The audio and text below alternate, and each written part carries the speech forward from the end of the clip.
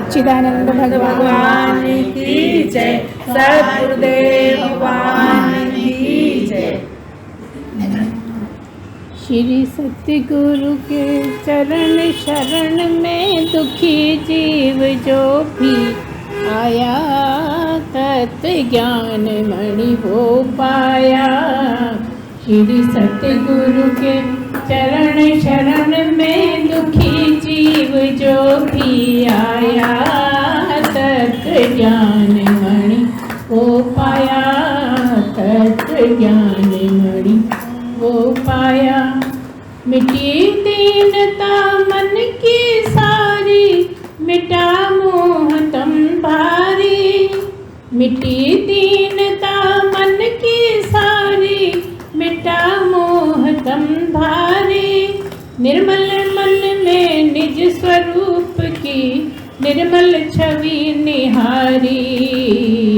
शुद्ध मुक्त अविनाशी अपना परिचय पाकर मुस्काया, तत्व ज्ञान मणि वो पाया। श्री सतगुरु के चरण शरण में दुखी जीव जो भी आया, तत्व ज्ञान मणि वो पाया, तत्व ज्ञान मणि वो पाया।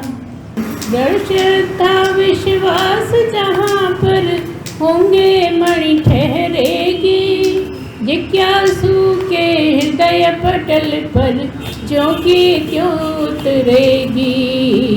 संत सभा में करतल ध्वनि से बड़े भागी वो कहलाया, तत्व ज्ञान मणि वो पाया।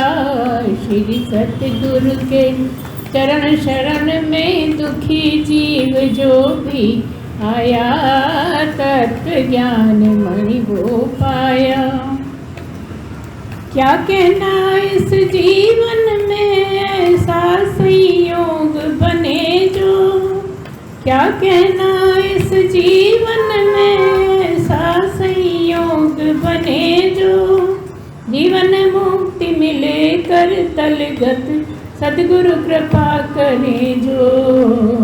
जन्म मरण से छूट गया वो जिसने गुरु को अपनाया, तत्व ज्ञान मणि वो पाया।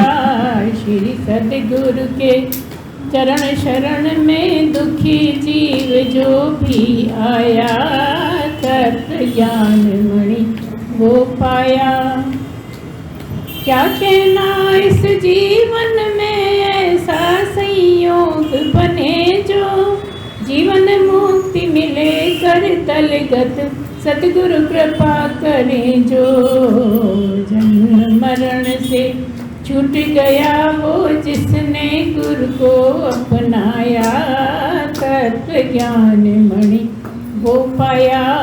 श्री सतगुरु के चरण शरण में दुखी जीव जो भी आया, तत्व ज्ञान मणि वो पाया, तत्व ज्ञान मणि वो पाया।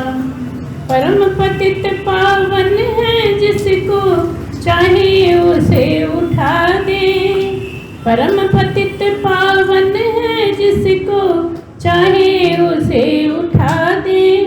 हंसते हंसते प्रेम सहित निज पद पर उसे बिठा दे। मिलता है सब कुछ बिन मांगे, गुरु है कल्प तरु छाया, तत्व ज्ञान मणि वो पाया। श्री सतगुरु के चरण शरण में दुखी जीव जो भी आया, तत्व ज्ञान मणि वो पाया। ब्रह्म स्वयं साकार रूप में गुरु बन कर आते हैं। ब्रह्म स्वयं साकार रूप में गुरु बन कर आते हैं। भक्तों को अपने स्वरूप का दर्शन करवाते हैं। आत्मधाम में रहे वहीं पर भक्त जनों को पहुँचाया, तत्व ज्ञान मणि वो पाया।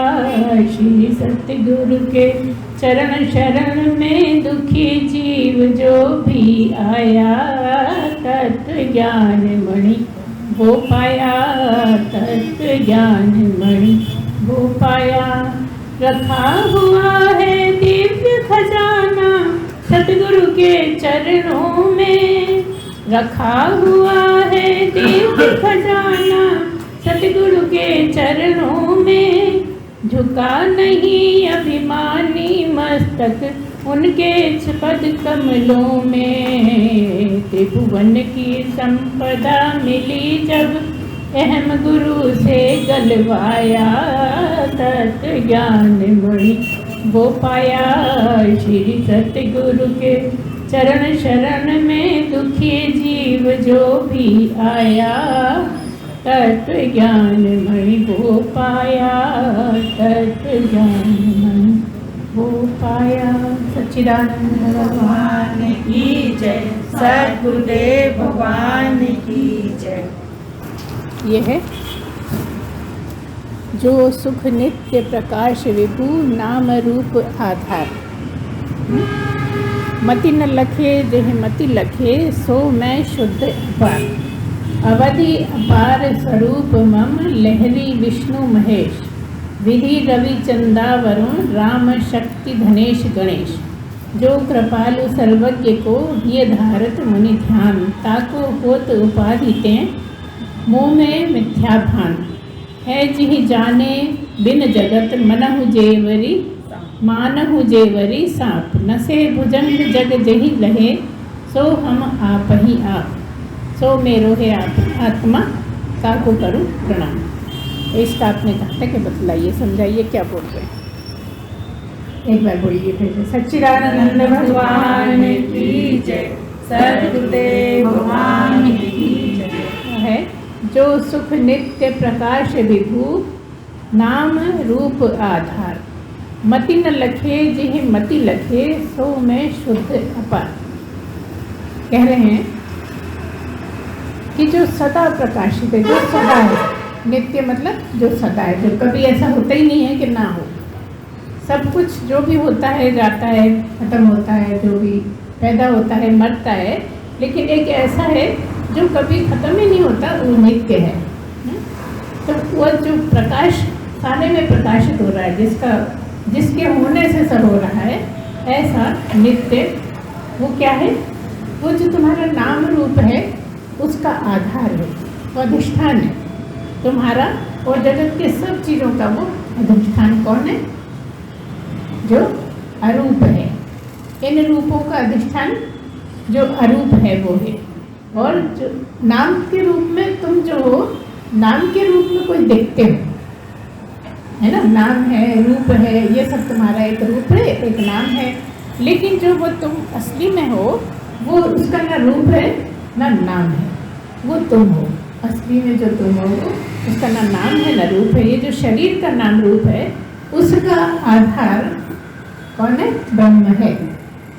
शरीर का, नाम का, रूप का आधार सच्चिदानंद है। मति न लखे जिहि मति लखे सो मैं शुद्ध अपार। आगे कहते हैं मति न लखे। मति मतलब बुद्धि। जिसको बुद्धि भी नहीं देख सकती, जिसको बुद्धि भी उसका अंदाज नहीं लगा सकती, चाहे कितना भी बताओ तो भी बुद्धि भी उसको जान नहीं पाती। बुद्धि से भी हम उसको समझ नहीं सकते। मति न लखे, लखे मतलब देखना। जो जिसको बुद्धि भी देख नहीं सकती, जान नहीं पाती, वो जिह मत लखे सो मैं शुद्ध अपार। मैं क्या हूँ? मैं शुद्ध हूँ और मेरा कोई पार और पारावार नहीं है। मैं अपार हूँ, बहुत दूर दूर तक हूँ। और क्या है? जिसको मत लख ले, मति न लखे सो मत लखे। मत से मतलब आपका मत क्या है? आपका मत क्या है? ये मति भेद नहीं आया, मत है। तो जिसको बुद्धि भी नहीं जान पाती, लेकिन आपका मत अगर हो जाए कि सच्चिदानंद क्या है, तो गुरु समझाता है, वो आपका मत बन जाए तो वो कौन है? शुद्ध है। वो कहीं उसका अंत नहीं है, इतनी सारे में है, दूर दूर तक भी नहीं कह सकते। वो हर जगह जो है वो आपका एक बार मत बन जाए कि वो कौन है जो गुरु समझाता है, वो आपके दिमाग में ठहर जाए, मन में ठहर जाए और अनुभव भी हो जाए, उसको कहेंगे आपका मत बन गया। तो वो क्या है? शुद्ध है और उसका कोई पारावार नहीं है। विधि रवि चंदा वरुण अवधि अपार स्वरूप मम लहरी विष्णु महेश। विधि रवि चंदा वरुण यम शक्ति धनेश गणेश, इतने सब नाम दिए हैं। अवधि अपार स्वरूप मम, आगे कह रहे हैं जैसे कि कहा ना अपार, उसका कहीं भी किनारा ही नहीं है, ऐसा ही बोल दिया कि अवधि अपार, उसकी अवधि भी कुछ नहीं है कि कलयुग में ही रहेगा कि सतयुग में रहेगा या कभी नहीं रहेगा, ऐसी कोई अवधि, कोई समय नहीं है निश्चित उसका। और ना निश्चित है ना अनिश्चित, जो सदा रहता है उसका कहाँ से अवधि होगी? अवधि किसी की होगी कि 3 से 4 के बीच में आ जाना, है ना, या कल परसों में आ जाना, 7 से 10 तारीख के बीच में आ जाना, ये अवधि हुई। तो उन्होंने कहा है कि वो जो है ना, वो उसकी कोई अवधि नहीं है। अपार जो है उसकी कोई अवधि नहीं है, वही तुम्हारा मेरा स्वरूप है। मेरा कहो, तुम्हारा कहो, मम से मतलब मेरा, वही मेरा स्वरूप है जिसका कोई अवधि नहीं है, कोई उसका मति से नहीं लिखा जा सकता। और वो जो शुद्ध है वही मैं हूँ। तुम मेरे रूप पर मत जाना, तुम मेरे नाम पर मत जाना। मैं तो वो हूँ जिसका कोई ना नाम है ना रूप है, ना मेरा कोई पारावार है, ना मेरा कोई निश्चित समय है कि अभी होगा अभी नहीं होगा, शरीर नहीं होगा तो मैं भी नहीं होगा, ऐसा नहीं है। शरीर हो नहीं हो, सब कुछ भी हो कुछ भी नहीं हो, लेकिन मैं तो सदा ही रहूँगा। तो मेरी जो अवधि है वो भी अपार ही है, कभी भी ना खत्म होता हूँ ना पैदा होता हूँ, ये मतलब कहने का। फिर कहते अवधि अपार स्वरूप मम लहरी विष्णु महेश, ये सब का नाम लिया है इन्होंने कि मेरा रूप क्या है, स्वरूप क्या है, वही ब्रह्म का जो स्वरूप है वही मेरा है। और कह दिया लहरी विष्णु महेश। विष्णु महेश विधि रवि चंदा वरुण यम शक्ति धनेश गणेश, ये सबके नाम ले दिए जितने भी। विष्णु महेश तो समझ गए, है ना। और विधि का मतलब ब्रह्मा। जब तीनों का नाम लेना होता है तो विधि विष्णु महेश ऐसा होता है। विष्णु महेश तो नाम से ही पता लग रहा है। विधि कहते हैं ब्रह्मा को। रवि चंदा, रवि मतलब सूर्य, चंद्रमा। वरुण मतलब पानी के देवता, हवा के देवता। यम मतलब मृत्यु के देवता। और जो सब ये इतने शक्तिवान हैं वो सब क्या है, उनमें एक लहर जैसे हैं बस। जैसे समुद्र में लहर आती है चली जाती है, जितने भी नियुक्त किए हुए हैं ना ब्रह्मा विष्णु महेश, ये आते हैं रहते हैं चले जाते हैं, फिर दूसरे आते हैं फिर रहते हैं फिर चले जाते हैं। जैसे समुद्र में लहर आती है चली जाती है, आती है चली जाती है, ऐसे ही है ये। लेकिन मैं तो सदा ही रहता हूँ, मेरा कभी अंत ही नहीं है। मैं वो हूँ जिसका कोई आर ही नहीं पाया जा सकता, मैं अपार हूँ। जो कृपालु सर्वज्ञ को ये धारत मुनि ध्यान, ताको होत उपाधि ते मोह में मिथ्या भान। जो कृपालु सर्वज्ञ को ये धारत मुनि ध्यान, कह दिया कि वो सर्वज्ञ जो सबको जानता है ना, अगर वो कृपाल हो जाए तुम्हारे ऊपर, उसकी कृपा हो जाए, परमात्मा कहो गुरु कहो जो भी कहो, और तुम उसको ये मतलब मन में धारण कर लो। जैसे मुनि होते हैं, मुनि ध्यान में उनको धारण करते हैं, ध्यान लगाते हैं, परमात्मा का ध्यान करते हैं ना। तो ऐसे जो वो सब पर कृपा बरसाता रहता है, जो सबको जानने वाला है, उसको तुम ही मन में धारण करो, है ना। जैसे मुनि ध्यान में करते हैं उनको ऐसे करो। ताको हो तो उपाधि ते मुँह में मिथ्यावान। तो ये जो उसकी उपाधि है वो तो क्या है, मेरे में मिथ्या ही है, झूठ ही है। मिथ्या मतलब झूठ, उपाधि वही नाम रूप की बात हो गई, है ना। मुँह में मिथ्यावान, तो मुझ में ये जो उपाधि मेरा नाम है, जो मेरा रूप है, जो मेरा शरीर है, ये तो मिथ्या ही है। असली में मैं क्या हूँ, इसको जो जानने वाला हूँ वो मैं हूँ। नाम रूप शरीर आदि जितना भी है, इंद्रियां, जो भी आपके शरीर में, सबको जो जानने वाला है सर्वज्ञ, वो मैं हूँ। अपने नाम से बता रहे हैं लगातार कि मैं कौन हूँ। तुम मुझे शरीर समझते हो क्या, तुम मुझे रूप समझते हो, मेरा नाम जो है वो समझते हो, मैं वो नहीं। मैं तो ये सब सबका जो मुख्य है, जो सबका अधिष्ठान है, जिसके होते सब होता रहता है, वो मैं हूँ। काको हो तो उपाधि में, मोह में मिथ्या भान। और ये सब जो है ना उपाधि आदि जो है वो सब मिथ्या ही है, झूठी हैं, उसका कुछ मतलब नहीं है। जिह जाने बिन जगत मनहु मानहु जेवरी सा। है जिह जाने बिन जगत मानहु जेवरी सा। नसे भुजंग जग जिहि लहे सो हम आप ही आप। है जिहि जाने बिन जगत, जिसको बिना जाने कोई उसको समझ नहीं पाता, जब तक जाने नहीं ठीक से। है जिहि जाने बिन जगत मानव जेवरी सा। क्योंकि जो बाकी सब है ना वो सब तो आते जाते हैं। जैसे जगत क्या है, जैसे एक सांप हो जाए, जैसे जेवरी सांप के नाम से मानते हैं ना, तो जैसे जेवरी सांप होता है खत्म हो जाता है, ऐसे ही जगत भी होता है खत्म हो जाता है। उसको तो तुम ऐसे समझ लो कि जैसे कोई सांप, जैसे कोई जेवरी सांप रहा है ना। है जिह जाने बिन जगत, जिसको बिना जाने कोई समझ ही नहीं सकता। और जो जगत है, जगत एकदम खत्म होने वाला है, ऐसे नाम निशान खत्म हो जाता है। जब प्रलय होती है ना तो जगत एकदम ही खत्म हो जाता है, पता ही नहीं लगता, क्योंकि कोई है ही नहीं देखने वाला। तो कौन रहता है उसमें, उसको देखने वाला कौन, परमात्मा, एक ब्रह्म ही रह जाता है। नसे भुजंग जही जग जही लहे सो हम आप ही आप। तो वो कौन है, वो हम ही हैं जो सब कुछ जानते समझते। हम मतलब मैं ही, ब्रह्म ही। ब्रह्म के लिए मैं करके बोल रहे हैं, क्योंकि मैं ब्रह्म हूँ ऐसा ही तो ज्ञान देते हैं, तो उसकी बात कर रहे हैं। नसे भुजंग जही जग जही, जग जग ऐसा खत्म हो जाता है जैसे कि कुछ था ही नहीं यहाँ पे। सो हम आप ही आप, अब हम ही हम बचते हैं, हम ही समझते हैं, हम ही जानते हैं। हमारे सामने ही सब कुछ हुआ, हमारे सामने सब पैदा हुए, मेरे सामने सब पैदा हुए, सब खत्म हो गए। ये केवल मैं ही हूँ जानने वाला, और कोई नहीं जानता, बाकी सब आए गए हैं। बोध चाहि जाको सुकृति, बोध चाहि जाको सुकृति, भजत काम निष्काम सो में रोहे आत्मा काहू करुणा।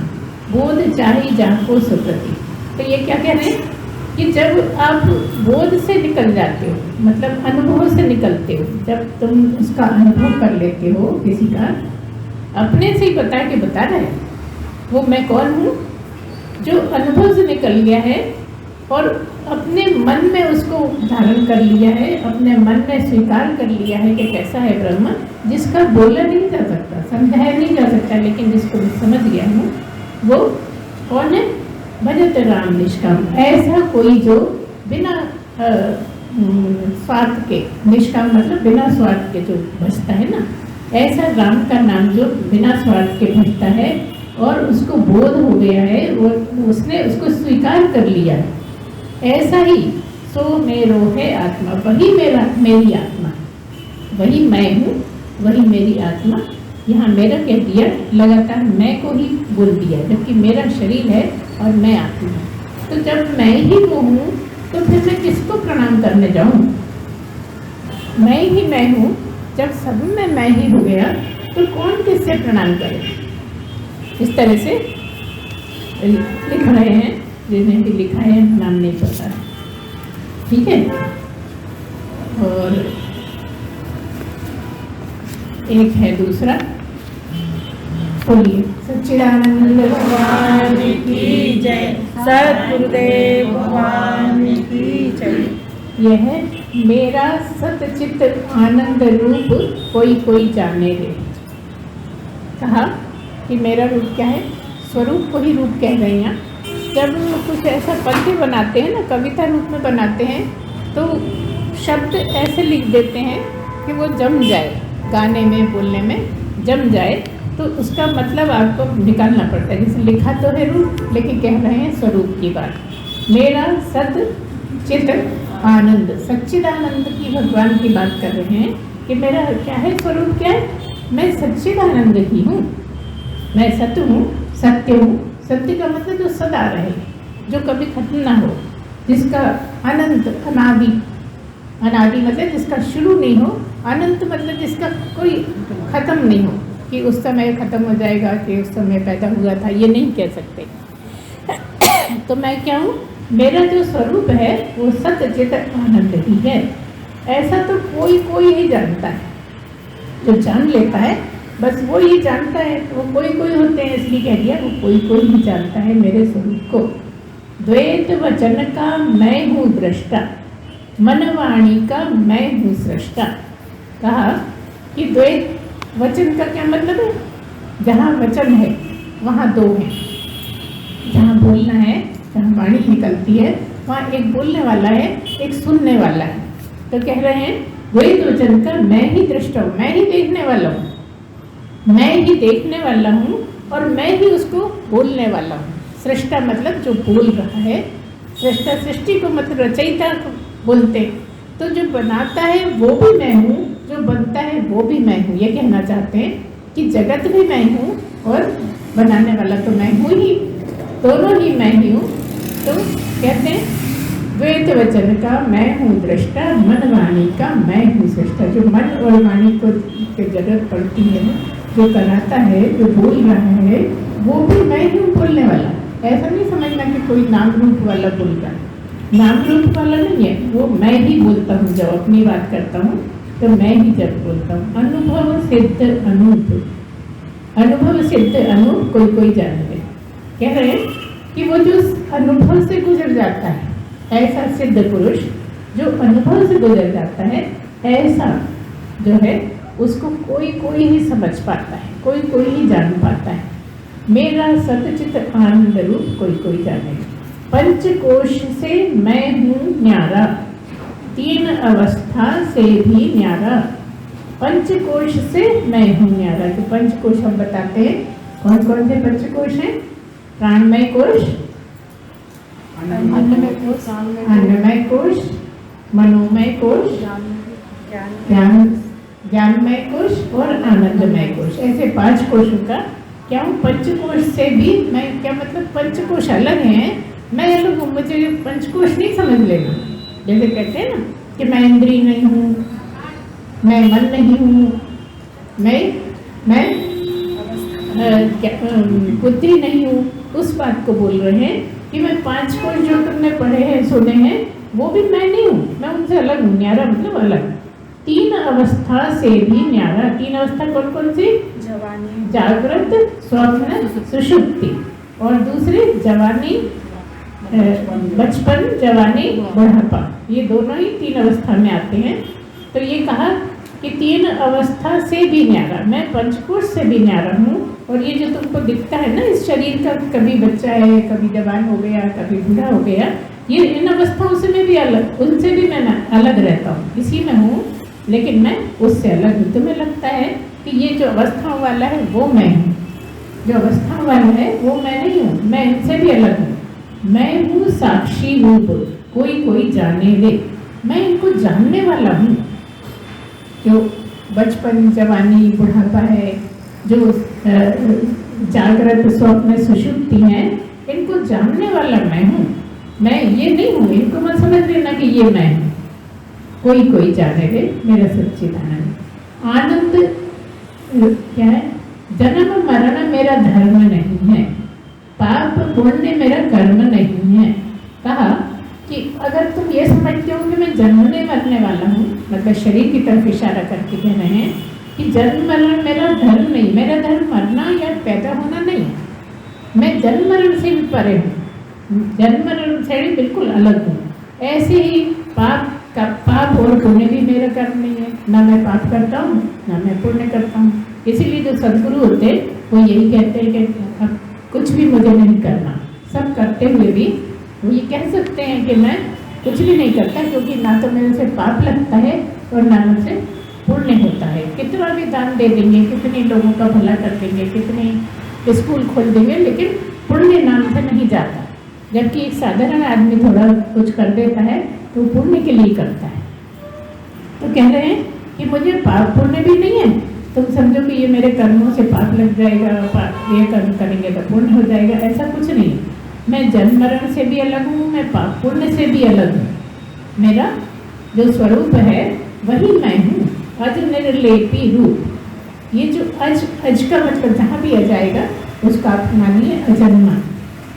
मेरा स्वरूप है, जो रूप है वो अजन्मा है और निर्लेपी मतलब अलिप्त है, कहीं लिप्त नहीं होता। मेरा जो स्वरूप है, क्योंकि लिप्त होएगा तो शरीर होएगा, लिप्त होएगा तो आपके इंद्रियां होंगी, अपने अपने विषयों में लिप्त हो जाएंगी। लेकिन मैं जो हूँ अलिप्त हूँ, मैं निर्लिपी हूँ, मैं किसी से लिप्त नहीं होता, मेरे से सब अलग रहते हैं, सब में रहते हुए मैं अलग होता हूँ। इसको भी कोई कोई बिरला ऐसा है जो जान पाता है। मेरा सच्चिद आनंद रूप कोई कोई जाने। सूर्य चंद्र में तेज है मेरा, अग्नि में भी ओज है मेरा। आगे बोल रहे हैं कि सूर्य में जो तुम्हें प्रकाश दिखता है ना, तो सूर्य में जो गर्माहट दिखती है, उजाला दिखता है, सूर्य के होने से ही पेड़ पौधे बढ़ते हैं, है ना, बीज उग आते हैं, जो सब कुछ होता है ना, ये तेज से, सूर्य के तेज से होता है। तो कहते हैं कि सूर्य में भी प्रकाश मेरा ही, सूर्य चंद्र में तेज मेरा ही है, मेरे कारण ही सब कुछ होता है, मैं हूँ इसलिए सूर्य चंद्र। ऐसा मत समझ लेना मैं सूर्य हूँ या मैं चंद्र हूँ, सबसे अलग है। मेरा अग्नि में भी ओज है मेरा, जो अग्नि में तेज है, जो अग्नि में चमक है, जो अग्नि में गर्माहट है, वो भी मेरी ही है। ऐसा मत समझना कि वो अग्नि की है। जो सूर्य में उजाला है वो सूर्य का नहीं, मेरा है। जो अग्नि में तेज है, जो उसकी चमक है, वो भी मेरी ही है, मैं ही हूँ, इस रूप में दिखता हूँ, है ना। कह रहे अग्नि में भी ओझे मेरा, मैं हूँ अद्वैत स्वरूप कोई कोई जाने। मैं दो में हूँ ही नहीं, मैं अकेला ही हूँ। अद्वैत का मतलब जहाँ एक ही है, एक से दूसरा है ही नहीं, उसको अद्वैत बोलते हैं। तो अपन किस चीज़ की चर्चा करते हैं? अपन अद्वैत की चर्चा करते हैं, एक की ही करते हैं। इतने दिखते हुए भी एक परमात्मा को ही मानते हैं कि सब में बैठा है। इसलिए जो ज्ञान प्राप्त कर लेता है वो सब में अपने को ही मानता है, तो एक ही है, एक से दूसरा है ही नहीं। वो क्या है? अद्वैत है, मतलब एक ही सब में बैठा है, सामान में भी, लोगों में भी, पशु पक्षियों में, चंद्र सूर्य में, हर जगह जहाँ जहाँ तक तुम्हारा दिमाग जाए, बस एक ही ब्रह्म सच्चिदानंद परमात्मा ही सब में है। ये भी कोई कोई ही समझ पाता है। मेरा सच्चिद आनंद रूप कोई कोई जाने।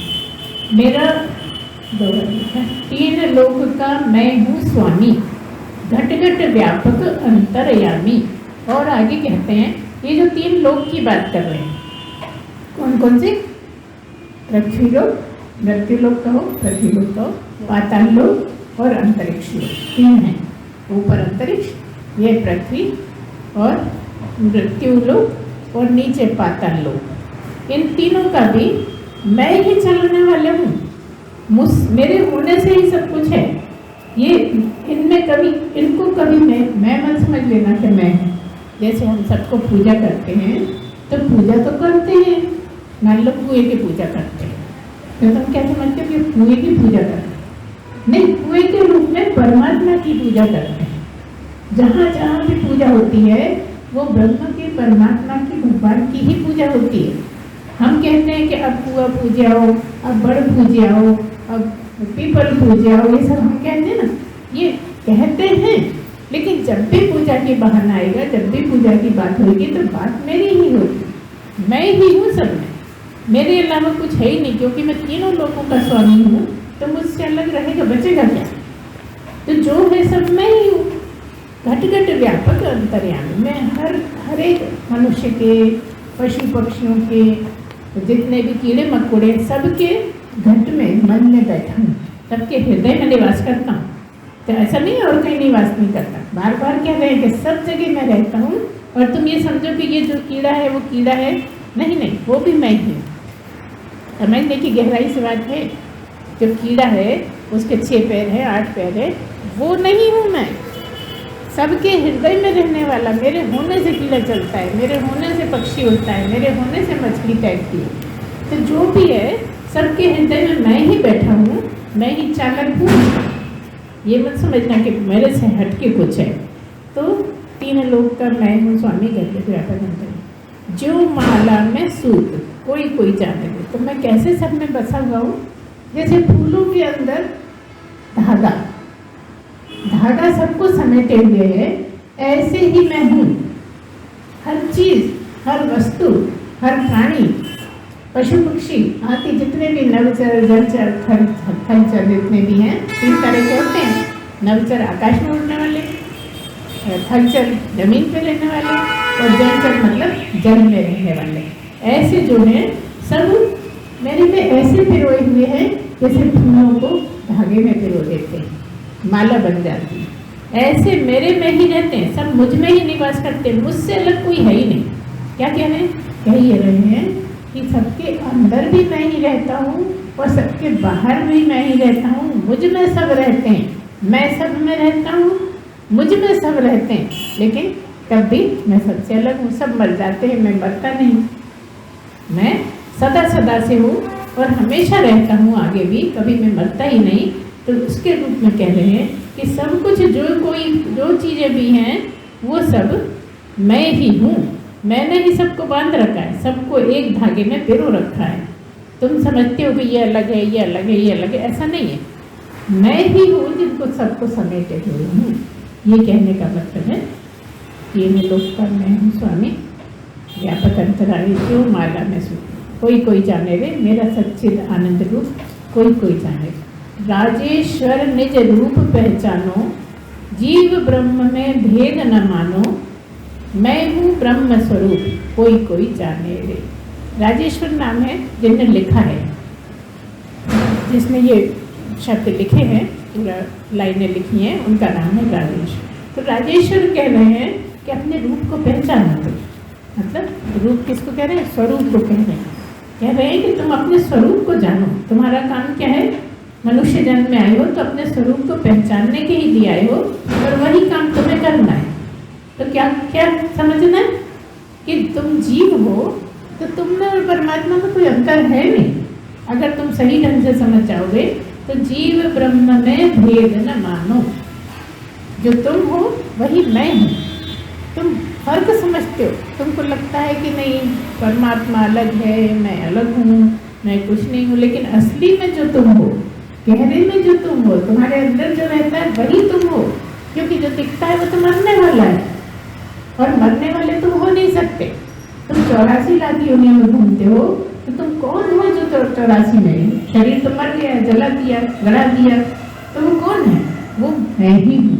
जो मैं हूँ वही तुम हो। तो तुम जीव हो, मैं ब्रह्म हूँ, लेकिन फर्क मत मानो। तुम्हारे में जो अमर वाला भाग है, जो नहीं मरता है, जो तीनों लोकों में रहता है, जो सदा रहता है, जिसका जब अनादि अनंत नहीं है, वो मैं ही हूँ और मैं ही तुम हो। जीव और ब्रह्म में कोई फर्क नहीं है। तुम समझने की कोशिश करो कि वो जीव क्या है। ये समझा रहे हैं कि जीव को ये समझो कि जीव है क्या। तो मैं ही हूँ, मेरा ही स्वरूप है। तुम्हारा जो स्वरूप है वही मैं। तुम्हारा स्वरूप और मैं अलग अलग नहीं है। तो अगर इसको तुम समझ लो तो तुम उन्हीं कोई में से हो जो जान जाते हैं, है ना। इसको कोई जानने में समर्थ होता है। इसलिए कह दिया जीव में ब्रह्म में तुम फर्क मत समझो। जो ब्रह्म है वही जीव है। जो तुम हमेशा सोचते हो कि नहीं मैं समझ ही नहीं पा रहा, मैं समझ ही नहीं पा रहा, मैं तो जीव हूँ, तो बोल रहे हैं कि तुम जीव नहीं हो, तुम भी ब्रह्म ही हो। अगर समझ लो आज के आज तुम ब्रह्म हो, तुम इसको समझो। मेरा सत्यचित आनंद रूप कोई जाने रे। क्या कहा कि मैं ही हूँ सब में, मेरा कोई अनादि नहीं, मेरा कोई अंत नहीं। मैं तीनों लोकों में हूँ, मैं हर वस्तु में हूँ, मैं हर प्राणी में हूँ, मुझसे कोई अलग नहीं है। मैं सबके अंदर रहता हूँ, मैं सबके बाहर रहता हूँ, मुझ में ही सब रहते हैं। जैसे समुद्र में मछलियाँ रहती हैं, कछुए रहते हैं, मगरमच्छ रहता है, बड़ी बड़ी मछलियाँ, छोटी मछलियाँ सब रहती हैं। ऐसे ही मुझ में सब समाया हुआ है। यहाँ तक कि तीनों लोग भी मुझ में ही समाये हुए, क्योंकि मैं हर जगह हूँ, मेरी कहीं अभाव है ही नहीं। ऐसा मैं हूँ। तो ये कैसे जानोगे, कैसे समझोगे कि तुम वही हो जो ब्रह्म है? वही जन कह दिया निर्मल मन जन सोई मोहि पावा, मोह कपट छल छिद्र न भावा। परमात्मा ने बोला, ब्रह्म का कहना, ब्रह्म का पाने के लिए गुरु बोलता है कि क्या कहा कि मोहि कपट छल छिद्र न भाव। तुम मुझे कैसे जानोगे, तुम सिद्ध कैसे होगे, तुम मुझे कैसे समझ पाओगे, तुम अपना छल कपट छोड़ दो, वो मुझे अच्छे नहीं लगते। मोहि कपट छल छिद्र न भाव, मुझे कपट छल छिद्र वाली बातें बिल्कुल नहीं जमती। अगर तुम ऐसे हो जाओ, ये सब चीज़ें छोड़ दो, तो तुम आज ही, मैंने अभी बताया कि जीव और ब्रह्म में कोई अंतर नहीं, जो तुम हो वही मैं हूँ। तुम में मुझ में अंतर क्या है कि तुम हो छल कपट के साथ, ब्रह्म तुम भी, ब्रह्म मैं भी, लेकिन तुम शरीर को मैं समझते हो और इसलिए तुम में छल कपट धोखेबाजी ये वो तरह तरह की कम ज़्यादा सब में है, इसलिए तुम जीव हो। अगर तुम ये छोड़ दो तो आज के आज ही ब्रह्म हो, क्योंकि ब्रह्म तो पहले से ही हो, बस तुम ये नहीं समझ पा रहे हो कि मेरी शुद्धता क्या है। तो कह दिया, निर्मल मन जन सोई मही पावा, मोह कपट छल छिद्र न भावा। एक बात तो ये हो गई कि अगर तुम ये कपट छोड़ दो, चोरी छोड़ दो, चिढ़ना छोड़ दो, चिढ़ाना छोड़ दो, परेशान करना, परेशान होना छोड़ दो। अब तुम कहते परेशान तो हम किसी को नहीं करते, मगर हम परेशान बहुत हो जाते हैं। परेशान भी ना हो। अभी जो बात हुई ना थोड़ी देर पहले कि वो सबको चुकाना पड़ता है। अगर तुम्हें गाली भी कोई देता है तो तुम धन्यवाद दो उसका कि कोई मेरा कर्म पड़ा होगा इसलिए मुझे गाली सुननी पड़ रही है। देखो एक त्यौहार आता है ना, कौन सा, चतुर्थी, गणेश चतुर्थी पे ना, जब लोग पत्थर फेंकते घरों पे, आजकल तो नहीं होता लेकिन पहले बहुत होता था कि अगर किसी ने चांद देख लिया धोखे से तो दूसरे के घर पे पत्थर फेंकते थे। क्यों फेंकते थे कि गाली दो। सोचो यहाँ तो कोई गाली दे देता तो लड़ने लगते, और वो ऐसा देने वो क्यों है, केवल इसीलिए है कि अगर तुम्हें कोई गाली देता है तुम्हारे कर्म कटते हैं, चिढ़ो मत, लड़ो मत, तुम खुश हो जाओ कि हमारी कुछ गलतियाँ, हमारी कुछ जो हमसे हो गई हैं गलतियाँ वो हमें माफ़ हो गई। उसने गाली दी तो कुछ तो ज़रूर कट गई। क्यों कट गई? क्योंकि उसने दी, उसकी बढ़ गई। तो तुमने तो उसको दे दिया ना, जैसे पैसे दे देते हो, तो तुमने खराब चीज़ किसी को दे दी, तुम्हारी उतर गई, तो तुम्हें खुश होना चाहिए कि दुखी होना चाहिए? अच्छा, पैसे मिलते हैं जब तो बड़े खुश हो जाते हो, और जब दुख हट रहा है तुम्हें मालूम नहीं है, क्योंकि अभी दुख नहीं पड़ रहा, लेकिन पढ़ना है। उस दुख को काटने के लिए तुम्हें किसी की गाली सुननी पड़ रही है तो खुशी से सुन लो, ये कह रहे हैं। तो इस तरह से अगर कोई गाली देता है तो उसको सहन करने की आदत है। जो छल कपट है ना, उसके साथ में सहन करने की आदत डालो, है ना। क्या है? साधन चतुष्टय, सब मिला लो पूरा। 4 तरह के साधन हैं, और कौन कौन से हैं?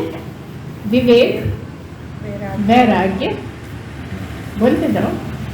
तीसरा षट संपत्ति, चौथा मुमुक्षत्व, है ना। ये सब इसमें आ गए। थोड़ी सी बात करके हमने सारी बात का कह दिया कि ये सब तुम छोड़ो। जो तुम चिढ़ जाते हो, जो तुम बुरा मान जाते हो, जो तुम गुस्सा हो जाते हो, फिर बहुत बहुत दिन तक बोलते नहीं हो। तो हम कई बार ये भी आप लोगों से कहा करते हैं कि अगर किसी से बहुत जोरदार लड़ाई झगड़ा हो गया है तुम्हारा, होते ही रहते हैं, सबके लड़ाई झगड़े हो जाते हैं। रास्ते में चलते थोड़ी स्कूटर टकरा गए तो खड़े होकर लड़ने लगते हैं। वो कहता है तुमने करा, वो कहता है तुमने करा। तो या तो उसको कह दो भाई कि ना तो ये कर मन में आया, ना मैं मन में आया हूँ, हो गया होगा धोखा, है ना, तो माफ़ कर दो। और दूसरी बात, अगर कुछ कोई बुरा भला कहता है तो चुपचाप सुन के सॉरी करके आ जाओ, क्योंकि हो सकता है तुम्हारे कुछ कर्म कटे हों। दूसरी बात यह है कि हो सकता है कोई बड़ी दुर्घटना होनी हो, तुम तो जिंदा ही बच गए। कोई बड़ी घटना टल गई हो और थोड़े से में तुम्हारा गुजारा हो गया। तो ऐसे में समझदारी से काम लो। कुल मिला के मतलब यही है कि आप हर चीज़ से ऐसे बचो जिससे तुम्हारे कर्म बनते हैं। और अगर कोई कुछ बुरा भला कहता है तो उसको ऐसे सह लो जैसे मेरे कर्म कट रहे। इस तरह से जीवन जियोगे तो उसमें छल कपट अपने आप खत्म हो जाएगा। अभी जो छल कपट तुम सोचते होगे कि छल तो हम करते ही नहीं, किसी से कपट करते ही नहीं, लेकिन पता ही नहीं लगता कब अनजाने में। घर में हैं, कुछ काम कर रहे हैं, स्कूटर पे जा रहे हैं, कुछ भी विचार आ रहे हैं, छल कपट कहाँ है पता ही नहीं लगता, लेकिन चले जा रहे हैं, विचार तो चल रहे हैं ना। छल कपट के बिना तो कहीं चलता ही नहीं, है ना। दूसरी बात यह है कि आप, हम बार बार ये बताते हैं कि आप ये शरीर नहीं हो, शरीर से संबंधित कुछ भी आप नहीं हो।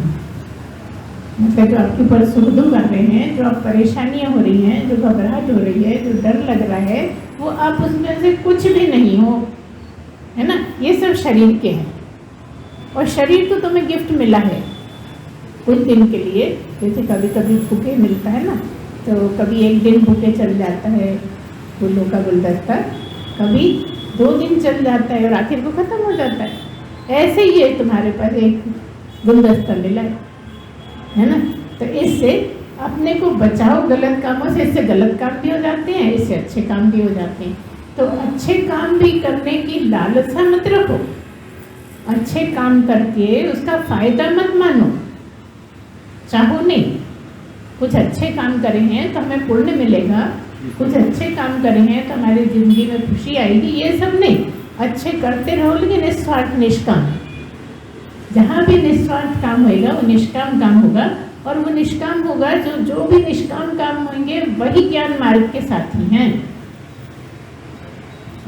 और जो कामना सहित है वो काहे के थे, उसका क्या है रिजल्ट, नहीं रहेगी और कहीं मत जाएगी, है ना। जो कामना सहित हैं वो स्वर्ग दिलाते हैं, है ना।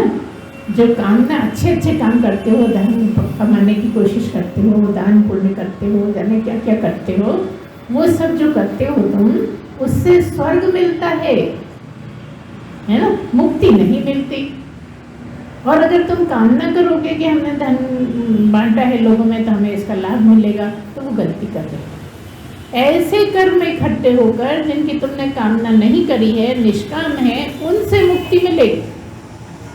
समझने की कोशिश करो क्या बोले। हम ये कह रहे हैं कि जब भी तुमको कुछ ये सोच के करते हो कि हमने धर्म किया है तो हमें फायदा मिलेगा, हमें मुक्ति मिल जाएगी, नहीं, धोखे में हो। कुछ भी करके हमारा फायदा हो रहा है, हम अच्छे काम कर रहे हैं तो हमें मुक्ति मिलेगी, नहीं। वो कर्म जिनसे तुम कोई आशा नहीं करते उनके फल की, उनको ऐसे छोड़ देते हो जैसे कोई लेटरिन जाके आ जाता है, कोई मुड़ के देखता है क्या, ऐसे छोड़ दो। उनकी आशा बिल्कुल मत करो, एकदम उनसे ऐसा समझ जाओ जैसे मैंने किया ही नहीं। ऐसे कर्मों का जब ढेर लग जाएगा तब तुम्हें मुक्ति होगी, है ना। अब हम सोचते हैं कि हम इतने दिन से सुन रहे हैं, हो ही नहीं रहा है, लेकिन वो निष्काम कर्म का इतना ढेर नहीं लग पाया है। अच्छा, इधर थोड़े बहुत करे भी है निष्काम, तो उधर सकाम भी कर लिए। सकाम मतलब जिनका बदला चाहते, जिनके बदले में हमें सुख चाहते, जिनके बदले में हम सोचते हैं हम बड़े धर्म कर लिए हमने, है ना। जो भी कर्म करके तुमने धर्म का सोचा वो तुम्हें स्वर्ग तो दिला सकते हैं लेकिन मुक्ति नहीं दिला सकते, मतलब करना बेकार। अच्छा, स्वर्ग करना क्यों बेकार, सब तो आशा लगाए रहते हैं कि स्वर्ग जाएंगे, बड़े मज़े रहेंगे, खूब ऐश करेंगे।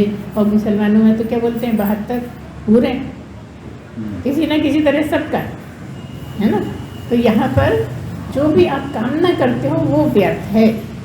आप तो बस कर्म करो, इसीलिए क्या कहते हैं, नेकी कर कुएं में डाल, मतलब भूल जाओ। अच्छा करके बिल्कुल दिमाग में मत रखो कि आज मैंने कितना अच्छा करा, क्योंकि जितनी देर तक सोचोगे उतनी देर तुम्हारे उसका असर गलत पड़ेगा और वो क्या होगा, कर्म बन जाएगा।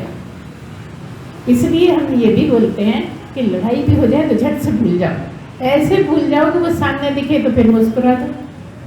अच्छा देखो, छोटे बच्चे रहते हैं ना, कितनी भी लड़ाई हो जाती है, इतनी लड़ाई हो जाती है कि माँ बाप पे लड़ लेते हैं, पड़ोसी से इतनी लड़ाई हो जाएगी कि बच्चों का नहीं सोच पाएंगे, अरे मेरे बच्चे को ऐसा करोगे नहीं, इसने धक्का दे दिया, तरह तरह से खूब लड़ लेंगे। और 2 मिनट बाद देखो तो बच्चे खेल रहे हैं। आपकी हो गई 6 महीने के लिए लड़ाई, है ना। तो हम तो ये भी कहते हैं कि नहीं, लड़ो की बात नहीं है, लड़ना है तो लड़ लो, लेकिन तुरंत बोलो भी, तुरंत बोलो। जो बोलोगे नहीं, अनबोले हो जाओगे तो वो तुम्हारे साथ अगले जन्म तक जाएगा। इसलिए जहाँ जहाँ तुम्हारा कुछ ऐसा है कि मन मुटाव है, तो इसी जन्म में हिसाब किताब बराबर कर लो। वो भले ही ना बोले, दूसरा ऐंठता रहे, लेकिन एक बार तुम हाथ मिला लो, एक बार उसे प्रणाम करो, मुस्कुरा के देखो, अच्छे भाव से देखो, तो धीरे धीरे उसका मन का मैल निकल जाएगा। वो कब तक अकड़ रहेगा। और फिर दोस्ती मत रखो। हम क्या कह रहे हैं, इतना कर लो कि अगले जन्म तक साथ में ना जाए। अब पता लग गया कि तुम्हारा मन उससे बिल्कुल नहीं मिलता, जब मिलते हैं तभी लड़ाई होती है, तो एक बार दोस्ती तो कर लो, अनबोले मत रहो, और उसके बाद थोड़ी दूरी बना लो, जिससे बार बार लड़ाई ना हो। ये सब जीने के ढंग हैं। जितना ही आप उन पर ध्यान दोगे ना, आपके कर्म भी नहीं बनने वाले और आपका मन बड़ा हल्का रहेगा। हमारा मन बहुत भारी इसलिए हो जाता है कि हम उधर लड़े आए, उसको कुछ कह आए, उधर फेंक दिया, उसने गुस्सा दिखा दिया तरह तरह का। इसलिए जब हम सत्संग में आते हैं ना, तो भी हमारा मन बहुत भारी रहता है। अब ये बात और है कि सत्संग खत्म होते होते हम रिलैक्स हो जाते हैं और बड़ा अच्छा लगने लगता है। इसलिए सत्संग सुनना भी जरूरी है कि जो मन में मैल है वो निकल जाए। दूसरी बात, रिमाइंड हो जाए, फिर से सब चीज़ें याद दिला दे। कोई भी बात ऐसी नहीं होती जो आप नहीं जानते और हम बोल रहे हैं। वो सब आप बचपन से पढ़े हो, सुने हो, जानते हो समाज में, लेकिन गुरु क्यों बोलता रहता है? वही बातें क्यों याद दिलाता है? बस केवल याद दिलाता है, भूल गए हो गए, फिर दिलाएगा, फिर बार बार भूल नहीं जाना, ऐसे रहना है। तो इसीलिए सत्संगी ज़्यादा अपने आप को संभाल पाते, जो सत्संगी नहीं है वो गलतियाँ बहुत करते हैं। तो क्या कह रहे हैं हम यही कह रहे हैं कि जो भी आपकी परेशानियाँ हैं उनको छूट दो, उनसे घबराओ नहीं, डरो नहीं। डर किस लिए लगता है बताओ? डर केवल इसलिए लगता है कि ये मर जाएगा, ये तो वैसे भी मरना ही है। बताओ, ये सदा रहेगा क्या? हर डर के पीछे एक ही बात है कि ये मर जाएगा। कभी भी चिंतन मनन करना, जब जब डर लग रहा है तो ये मर जाएगा लगता है, इसलिए डर लगता है। और अगर आप ये गहरी निष्ठा बना लो कि ये तो मरने ही वाला है और ये मैं हूँ ही नहीं, इसमें जो रहता है वो मैं हूँ, वो सत्य है, वो चित्त है, वो आनंद है, वो मैं हूँ। तो फिर मैं क्यों परेशान हूँ, क्यों मुलझता हूँ, क्यों बुरा मानूँ, क्यों हमेशा सीरियस रहूँ? ऐसा सोच सोच के अपने को खुश रखने का प्रयत्न करो। तो जो भी तुम्हारे साथ हो रहा है सब निश्चित है। क्यों? क्योंकि उसका निश्चय पिछले जन्म में जब गलत कर्म किया था ना, तभी हो गया। हमें पता नहीं था और पता अभी भी है, लेकिन शरीर लिए बैठे हैं जब तक मालूम नहीं पड़ता। और शरीर जैसे ही छोड़ते हैं हमारा हिसाब किताब सब पता हो जाता है। क्यों? क्योंकि सूक्ष्म शरीर में तो सब खजाना ही है। ये स्थूल शरीर के कारण आपको याद नहीं रहता, नहीं तो आप सबको सुनाते फिरोगे, फिर नीचा देखना पड़ेगा, है ना। ऐसी एक कथा भी आती है कि एक कोई नाचने वाली थी, तो क्या हुआ था, उसका कुछ इसी तरह की चर्चा है कि उसने कहा कि मुझे पिछला जन्म देखना है ना। हम तो भूलते आते हैं, थोड़ा बहुत देते हैं। तो क्या है कि उसने किसी जानने वाले के पास गई और कहने लगी कि मुझे पिछला जन्म देखना है अपना, क्योंकि चिंता रहती है, क्या पता हम क्या क्या करके आए हैं, कैसे क्या हो रहा है हमारे साथ, जान ले थोड़ा, जबकि जानने से कोई फ़ायदा नहीं। अब वो बार बार कहे कि बता दो गुरुजी, आप बता दो कि मेरा पिछले जन्म में क्या था, कैसे रहती थी, क्या करती थी। अब वो कहे कि नहीं तुम्हें जानने से कोई फ़ायदा नहीं है। कहने लगी कि मैं तो बहुत दुखी रहती हूँ, मैं जानना चाहती हूँ कि आखिर ऐसा क्या करके आई हूँ मैं कि मेरा इतने दुख पड़ रहे हैं, दुख हर एक पे पड़ रहे हैं। कोई भी दुनिया में ऐसा नहीं है जीव जिस पे दुख नहीं पड़ रहे हो, किसी भी योनि में हो। तुम लोग जरा जानते हो, तुम्हारा दिमाग जरा ज़्यादा विकसित है, छोटे पशु पक्षियों का और कम है, वित्त नीचे जाते हैं और कम है। तो क्या मतलब है, हर एक के साथ दुख सुख लगे हुए। अब वो जिद पकड़ गई कि नहीं आप तो बता दो, मैं सबसे सही हूँ। मैंने कहा नहीं, तुम जब जानोगी ना तुम और भी दुखी हो जाओगे। मानी नहीं, वो जिद करने लगी। तो पता लगा कि वो धंधे वाली औरत थी, धंधा करती थी। उसने बताया कि ऐसा ऐसा था, तो बस उसका वहीं हार्ट फेल हो गया। क्योंकि इस जन्म में वो बहुत पवित्र, बहुत अच्छी, बहुत अच्छे गुणों वाली इस तरह की औरत थी कि उसको ये लगता था कि मैं बिल्कुल पवित्र हूँ और मैं भगवान को पा जाऊँगी। इसमें कोई अड़चन नहीं रहती, क्योंकि किसी रंडी ने भी कभी परमात्मा को पाया है, ज्ञान प्राप्त हुआ है उसको। उस सबके बड़े गहरे गहरे अर्थ हैं, कभी ऐसा सुनने आएगा तो बताएंगे क्या मतलब है। ऐसा हुआ तो उसने जैसे ही बताया उसका हार्ट फेल हो गया, तो वो तो अपने आप को इतना पवित्र, इतना अच्छा मानती थी, इतना अच्छा आचरण था, परमात्मा के लिए लगी हुई थी, लेकिन ये सुना तो उसका खत्म हो गई वहीं पे। क्या कह रही है ये कहानी कि कुछ भी हो उसका असर तुम्हारे मन बुद्धि पे नहीं पड़ना चाहिए। हमें पिछले जन्म का क्या पता है, कई बार तो इस जन्म में भी हो जाती है, कई बार इस जन्म में भी बच्चों को पढ़ाने के लिए कोई तरीका नहीं बचता। तो ऐसी है सच्ची कहानी है कि उन्होंने शरीर को बेच बेच के बच्चों को पढ़ाया, लेकिन वो बच्चे उनका बड़ा आदर करते हैं कि इन्होंने इतना कष्ट सह के, इतना कोई भी चाहता तो नहीं है शरीर को बेचना, लेकिन माँ ने उसको पढ़ाने के लिए, पैसे जुटाने के लिए ये सब काम किया। तो देखिए कितने, आप उसको नीची दृष्टि से देखोगे तो बहुत बुरा है, और ऊंची दृष्टि से देखोगे तो तुम सोच भी नहीं सकते कि कितना कठिन काम है जो उसने पढ़ाने के लिए करा, क्योंकि और कुछ उसके पास था नहीं, कला नहीं थी, कुछ कर नहीं सकती थी, इसलिए उसने ये करा। और बाद में फिर बच्चे ने, लड़का या लड़की जो भी है, उसने करने ही नहीं दिया कि अब तो मैं कमाने लगा, अब मेरे साथ रहो। तो ये सब चीज़ों से यही शिक्षा मिलती है कि हमारी सोच अच्छी होना चाहिए। हम हर किसी को नीचा मान लेते हैं, अपने को बहुत ऊंचा मान लेते हैं। अब पिछले जन्म को किसने देखा है कि इसने क्या करा, इससे साफ ही पता लग रहा है ना। जो दुख सुख हमारे साथ गुजर रहे हैं, कुछ तो हमने ऐसा किया है जिस कारण दुख पड़ रहे हैं। और कोई एक आदमी भी दुनिया में ऐसा नहीं है जिस पे दुख नहीं पड़ते। इसको गहरी गांठ बांध लो कि तुम सोचते हो अरे हम पे ही पड़ रहे हैं, बाकी तो बड़े सुखी हैं। नहीं, कोई सुखी नहीं। जिस जन्म में दुख खत्म हो जाएंगे उस जन्म वो धरती पे आएगा ही नहीं, उस जन्म में उसकी मुक्ति हो जाएगी। जब तक मुक्ति नहीं होगी जब तक सुख दुख का नाम ही जीवन है। ये नदी के दो किनारे हैं, एक किनारे का नाम सुख है, एक किनारे का नाम दुख है, और वो नदी बहती रहती है पूरे जीवन, है ना। तो इस तरह से अगर ये सत्संग सुनने से बार बार रिमाइंड होता रहता है, याद आता रहता है, ताज़ी ताज़ी हो जाती हैं बातें। तो हम पे सब हैं, लेकिन समझना ये है कि हमें क्या चीज़ अपने पास रखनी है और क्या फेंकनी है, थूकनी है ना। कई बार हम ऐसी जगह भी पहुंच जाते हैं जहाँ नाम तो होता है प्रवचन का, लेकिन इस तरह से कई बार गुरु कह देता है कि और धक्का लग जाता है, और ज़्यादा हम विचलित हो जाते हैं और परेशान हो जाते हैं। हम तो आए हैं आपको उबारने के लिए, हम आपको कीचड़ में धकेलने के लिए थोड़ी आते हैं। क्या मतलब है, हो जाता है, कुछ भी हो सकता है जीवन में। कौन सा कर्म क्यों हो गया है आपको नहीं पता, लेकिन परमपिता को तो पता है ना सबका। तो उसमें भी फंसना नहीं है कि मैं बुरा हूँ, मैंने गलत कर दिया है। जो कोई कहता भी है तो परवाही मत करो। सत्संगियों की ये खास बात होती है कि वो बदनामी से नहीं डरते, बद से डरते हैं।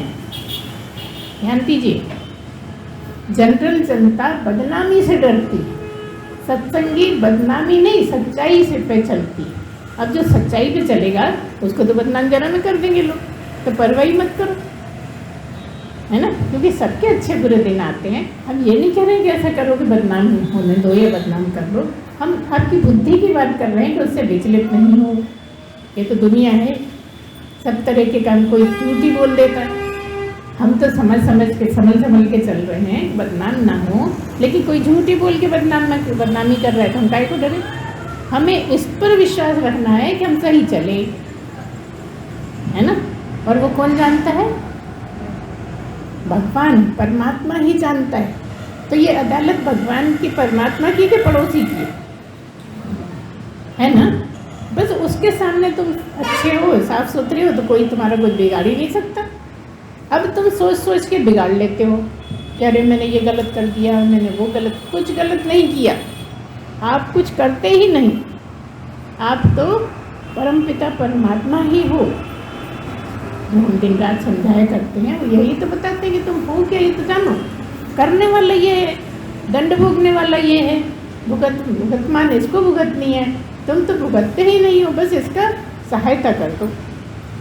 क्या ये ज्ञान का सोच सोच के इतनी सहायता करनी कि जब तुम्हारे ऊपर दुख आता है, परेशान होते हो, तो वो याद करो उस ढंग से तो ये सब तो होता रहेगा, ये तो इसके कर्म है, इसी को भुगतने। मैं कोई कर्म नहीं करता, मुझे भुगतना भी नहीं है। मैं कौन? मैं कौन? मेरी जो आत्मा है वही मैं हूँ। वो जो आत्मा है वही शुद्ध मैं है आपकी। एक शुद्ध मैं है, एक अशुद्ध जगत की मैं। जगत की मैं में पड़े होने के कारण तुम ये सब आरोप कर लगाते रहते हो, अपने आप को आरोपित करते रहते हो कि मैंने ये कर लिया, ये मुझसे गलती हुई। हो गई तो हो गई, बीती ताई विसार दे, आगे की सुध ले। बहुत होती रहती हैं, जाने अनजाने में कितने कीड़े हमारे पैरों के नीचे आते रहते हैं। रोज कितने मरते होंगे। भले ही जैनी लोग खूब झाड़ झाड़ के चलते हैं, क्या नहीं आते होंगे? बता, वो तो कण कण में है, हर जगह है, ऊपर दिखते नहीं है तो क्या। तो आप उसको छोड़ दो, परमात्मा की इच्छा। वो आपके पैर से ही मरवाना चाहते हो, उनका कुछ भला हो जाएगा, थोड़े ऊपर की योनि में चले जाएंगे। क्या मतलब जान के नहीं मारना है, अर्थ का अनर्थ नहीं, अनजाने में मरते रहते हैं। मरने दो, लाखों मर रहे हैं, लाखों पैदा हो रहे हैं। तुमने कुछ नहीं किया, तुम कुछ करते ही नहीं, तुम्हारा काम करना है ही नहीं। तुम्हारा तो आनंद स्वरूप है, तुम तो आनंद ही हो। तुम्हें कोई हिला नहीं सकता, तुम्हें कोई डिगा नहीं सकता, तुम्हें कोई गिरा नहीं सकता, तुम्हारा कोई कुछ बिगाड़ नहीं सकता। बिगड़ेगा तो घर का बिगड़ेगा, बिगड़ेगा तो सामान का बिगड़ेगा, बिगड़ेगा तो चारों तरफ जो भी हो रहा है वो बिगड़ेगा। तुम्हारा कोई कैसे बिगाड़ देगा जब तुम्हारे पास कोई सामान नहीं, तुम सामान का नाम नहीं, तुम्हारा तो अपना नाम भी नहीं, तुम्हारा तो अपना रूप भी नहीं है। तुम तो स्वरूप हो, परमात्मा का जो है वो तुम्हारा स्वरूप है, परमात्मा ही तुम्हारा स्वरूप है। अर्थात तुम ही परमात्मा के रूप में अंदर बैठे हो, लेकिन बाहर तुमने एक रूप नाम के कारण सब अपने ऊपर लादते चले जा रहे, लादते चले जा रहे। गलत करते हो तो छुपाते हो, अच्छा करते हो तो दिखाते हो। क्यों दिखाते हो? कहते हो मैंने किया। तुम करते हो क्या? तुम कर सकते हो क्या? आत्मा कुछ करती ही नहीं, आत्मा तो बस रहती है, अंदर बाहर एक रूप जानो, ये गुरु ज्ञान बताइए। अंदर भी है, बाहर भी है, वो है जो कुछ करती ही नहीं। करती है तो प्रकृति करती है, तुम कुछ करते नहीं। करना कराना प्रकृति में है, तुम में नहीं। क्यों?